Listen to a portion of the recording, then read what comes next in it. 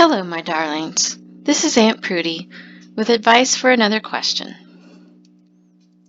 First, let me say, remember my advice is not a substitute for professional help from a lawyer, doctor, or mental health specialist. It's only meant to be food for thought. You remain responsible for your own actions, and Aunt Prudy is not responsible for any choices you make.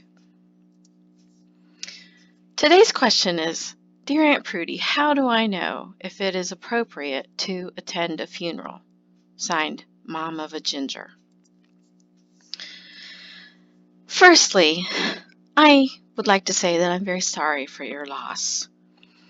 You don't mention why you are wondering if it is okay to attend the funeral, so I will do the best I can. Let us consider why we do funerals. These gatherings are for family and friends of the deceased to say goodbye and to support one another. So if you fit into that category of friends and family of the deceased, it is generally considered okay for you to be at his or her funeral. However, there are some reasons you might want to avoid going. If your presence would be upsetting for the family of the deceased, for example, I'd say that more private goodbyes are in order, perhaps at the gravesite once your friend has been interred. I think letting people grieve in peace and avoid having to deal with drama during the funeral is always going to be the right call. It is important to weigh your desire to pay your respects against the needs of the other mourners. Remember, your friend won't care when and where you say goodbye, just that you do. But perhaps you might find you don't wish to attend, and you are worried how that might affect proceedings. I say if your absence would cause gossip or would mean someone you care about would miss your support, then go.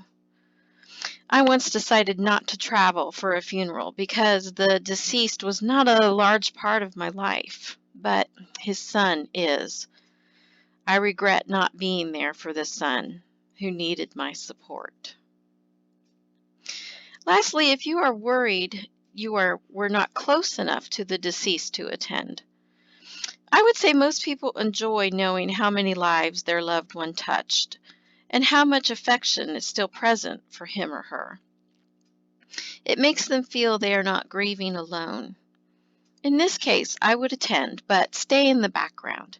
Sign the attendance book, but don't feel the need to explain why you are there unless someone is curious.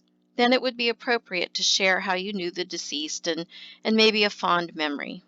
Keep it brief and decline any invitations to the family gathering after the funeral.